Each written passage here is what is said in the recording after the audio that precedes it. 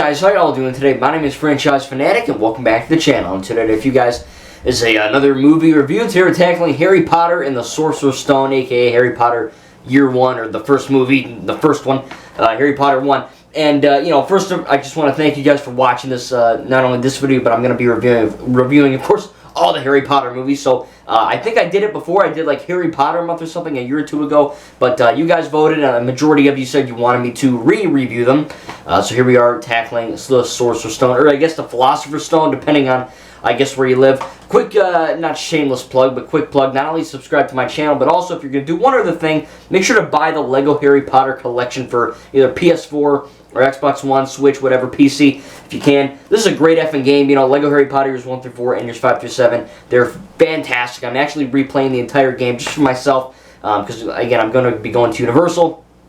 I'm watching the movie, so I figured, you know, it's just a great game for every age. So if you like Harry Potter, you owe it to yourself to play a great game like that, great collection of games. But Harry Potter and the Sorcerer's Stone, man, let me tell you, what a good movie. I'm just going to try not to break it.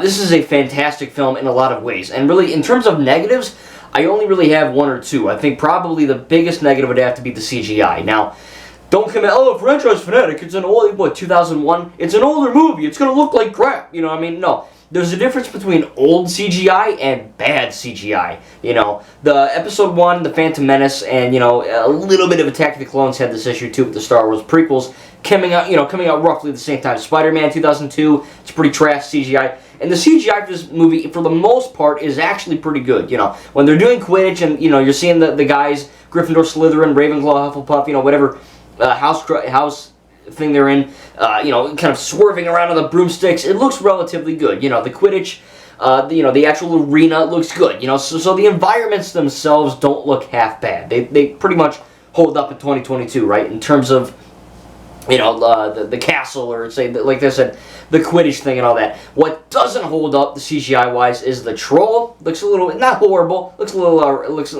but the worst CGI in this film is the people. You know, you see Harry on top of the freaking cave troll, or the cave troll, the you know, blue troll, and in the bathroom, and he's just kind of you know, he's kind of waggling around, and it really looks bad, especially with these glasses on that I almost flew off my head. They definitely, I can definitely tell. Like, these things effing work, alright? I can definitely tell. I was like, ugh, it's not too good, you know? And there's one or two other moments, I think, where Neville is on the broom, and he's kind of flopping around, you know? It's just, you can tell. Like, the seat, like, their face, it looks very rubbery. It looks like an early PlayStation 1 cutscene on meth, alright? It's just not, it's no bueno. It's not good. Other than that, though, this is a good-ass movie. Like, this is a very good movie. Chris Columbus did a fantastic job directing this film. And it's actually a miracle that, you know, Daniel Radcliffe, Rupert Grint, and Emma Watson, Harry, Ron, Hermione, actually, like, did all the movies. You know what I mean? And the fact that these child actors, at this time, they're so good. You know what I mean? Like, they're freaking awesome. They're like Leia from the Obi-Wan Kenobi show. They are great. You know, I know Jake Lloyd got a lot of hate. And I'll be real, Jake Lloyd is probably one of the worst child actors. I know he played Anakin in The Phantom Menace. Apparently he's like a thug, he's in jail now, so F that guy. But, you know, he doesn't deserve, you know, hate, but he did deserve some constructive criticism, just like Daniel Logan in Attack of the Clones. Get him, father, get him! You know, that kind of thing. It's not good.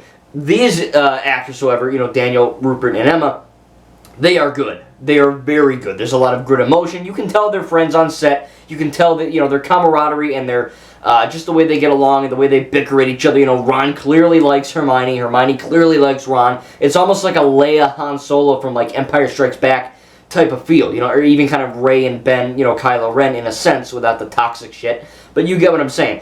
You can tell, you know, they're like, oh, Ron's like, oh, she's crazy, but, you know, he actually likes her. You know, it's kind of a cool little dynamic they have going on. Harry's a good actor. You know, each character has their own little moment to shine. But I think one of the best things about this film is the sense of wonder. And I'm not just saying that because it's about wizards and witches and magic. The way that Chris directed the film, it gives you that sense of wonder. Not only in terms of the magic, but you actually see the kids going to classes and learning new spells. You see them go through Halloween. You see them go through Christmas, you know. You see them essentially go through a, you know, sped up version of an entire freaking school year. And that's really cool, you know, because you take away all the you know, the intensity and the drama and the scary moments. There's a few of them in there. And it's a good movie, you know what I mean? It really makes you feel like you're going through the year with these characters, and, you know, they have the scary moments, you know, I wouldn't say scary, but, you know, more eerie, creepy, you know, like when they're kind of in the restricted section, or when the book, like the face comes out of the book, or, you know, freaking Voldemort sucking the blood out of a unicorn, or, you know, even Professor Quirrell takes his turban thing off, and it's just a goddamn freaking, you know, head just kind of like melding out. That freaked me out as a kid, and I don't want to say this is a kid's film. I would say maybe older kids, like maybe 12. I saw it when I was probably 11 or 12, and it freaked me the F out, because it clearly wasn't, you know, I know people, oh, it's a kid. Harry Potter's not for kids. It's for everyone. But I would argue older kids, tweens, teen, that kind of age range is appropriate, at least in my opinion. But it's got some freaky-ass moments, and for sure one of them was, you know, Voldemort's head coming out of Quirrell's head. It's creepy. And it's CGI, but it almost looks practical the way they design it and the way they shoot it. You know, so all that looks great, you know what I mean? The world building is spectacular. But again, it really gives you that sense of home. It's got a homey, kind of comforting feel. And like I said, there's intense moments, there's action, there's suspense, there's all that stuff in the first. And again, this is just the first freaking movie. You know, there's like, what, 7 more or whatever left? I mean, there's a lot of drama, action, intense moments to come.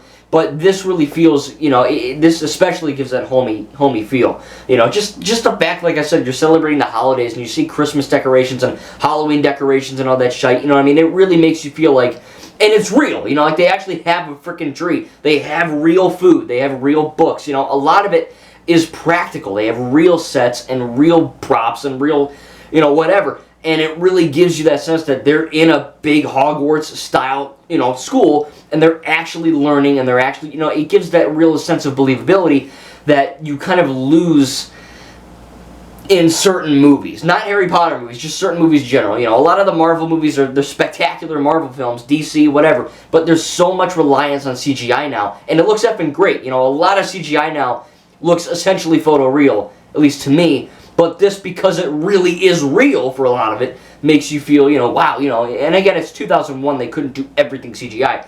But it really, again, it holds up because of that factor, you know. Some of the CGI does not hold up, some of it does, and a majority of it is practical, and that's what's really freaking cool. But again, it's got all the right moments, you know what I mean? It's got some of the best music in any film franchise ever. You know what I mean? John Williams is just a goddamn genius. The music is spectacular. The acting is great. The writing is great. The performances from everyone is good. Not just the kids. You know, Hagrid, Dumbledore, McGonagall, they're all great. Snape. But it really, my biggest strength, like I said, is the camaraderie between all the characters. And just, again, the feeling of hominess. Not homie like we're homies.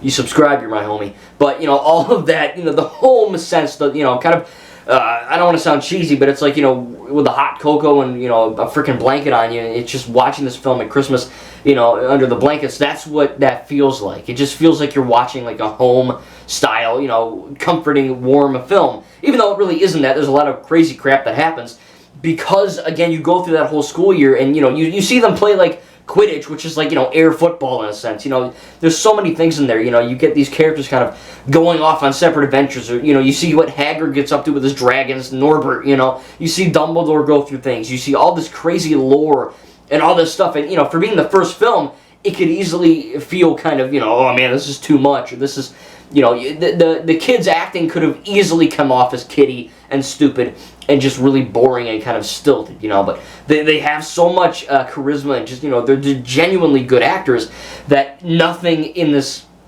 film comes across as, you know, uncertain or wrong or feels weird or feels forced. It all feels natural and, you know, it all flows really freaking well, and I think that's one of the best things about this film. Again, the music's great, though, and that leads to it as well. The acting is great, and the writing is great. The CGI, for a good majority of it, is fairly good, you know. You see a lot of things in there that you go, you know, not only is it nostalgic to me, because I actually played the Lego Harry Potter games before I was even allowed to see the films. I was a little younger, and I didn't know what the hell was going on. But I know I liked it, you know. My cousin was like, oh, you're going to freaking love it, man. You know, I was pronouncing Hermione, Hermione, you know, Hagrid, you know, all that shit. And she was like, she was like Hermione. She's like, no, you idiot, it's Hermione. So, you know, that kind of thing really, I was like, oh, okay, you know, I guess I said it wrong. But that, you know, Lego game kind of and I played it on like the freaking Wii or something.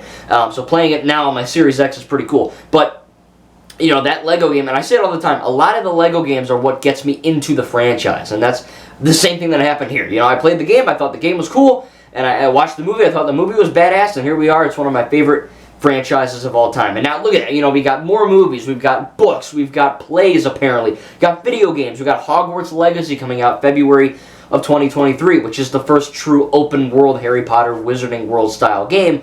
The Lego Harry Potter games do technically have hub worlds, but I wouldn't call them open world. There are open hubs, but you know what I'm saying. And then you also have, you know, stuff like the Fantastic Beasts franchise, which no one likes apparently, apart from me. And I do think that, you know, hopefully we should get the fourth one. But overall, man, this is a good start to a actually, it's a great start to a fantastic franchise. Really, again, my only negative would have to be some of the CGI holds up, doesn't hold up too well, and it looks really bad. I'm assuming it looked really crap back in the day. Because, you know, like, they really look like stretchy and like the like plasticky, you know, it's not good. But other than that, it's just a few shots and a few scenes, you know. Again, I have to review it. I can't just, you know, ignore that. If I have a problem with a movie, I'm gonna, you know, say it here. I'm not gonna sugarcoat it and say, oh, it's perfect. If I really love something, I really love something, and I had a problem with the CGI. But other than that, between the music, the acting, the writing, the action, the atmosphere, everything about this film, it holds up. And it's just a freaking great movie, I tell you. This is one of the best movies ever in terms of starting a franchise. You know, The Phantom Menace, I love it because of Star Wars, but it's not that great of a movie, you know, if you're really boiling it down. You know, Fantastic Beasts, good movie. You know, Iron Man, good movie. Man of Steel, good. You know, all that. But really, Harry Potter and the Sorcerer's Stone is one of the best films ever in terms of starting off a franchise in the right way. You know what I mean? And again, it's a miracle that they kept all these guys, you know, Harry, Ron, Hermione, throughout the entire franchise, and they just keep getting better and better. The effects get better and better. It's really quite, you know, awesome to, you know, look back at it and see, wow, you know, this really shouldn't have happened as well as it did. You know what I mean? Like, this could have easily been bombed and failed, and it would have just fallen into obscurity. You know what I mean? But the fact that it all works and meshes together so freaking well is such a good testament to the directing and the writing and the, you know, all that. J.K. Rowling is a bit of a nut job, but she did create a good freaking world, and you know, I have to give her props for that. Again, she's pretty insane in real life for a lot of ways, but you know, she did create Harry Potter, and I think that, you know, she is ultimately, you know, the mother of this franchise, and I think it's really cool that, you know, she even made this world, you know, in such a state she was in. But you know, props to her, props to John Williams and Chris Columbus and all the actors. It's a great movie. I'm going to give Harry Potter and the Sorcerer's Stone an A, just shy of an A+. Again, the CGI is what holds it back from being a perfect film, in my opinion. I really freaking love this film, and I cannot wait to tackle Harry Potter and the Chamber of Secrets. Again, thank you guys for watching this review and, you know, kind of rewatching them all. I'm taking a break from the MCU, of course. After Harry Potter, I'm going to watch Iron Man 3, continue with Phase 2 of the MCU. But again, man, just Universal, playing Lego Harry Potter, it's freaking awesome. I already played Lego Harry Potter as well on the channel. If you want to go search up, just type in Franchise Fanatic Lego Harry Potter. I have the entire game on my channel. I'm still doing Lego Star Wars. I'm still doing a bunch of other stuff. I got some minifigure unboxing packages. I've got a bunch of awesome stuff coming up. Garment on Comic number 3 is coming up, so don't worry if you're just kind of sick of these reviews. There's more coming, but I'm going to have a lot more stuff as well. Make sure to like the video if you enjoyed. Subscribe if you're new, and hey, hope you guys enjoyed, and again, I'm going to give Harry Potter 1 an A. Thank you guys, and we'll see you in the next video.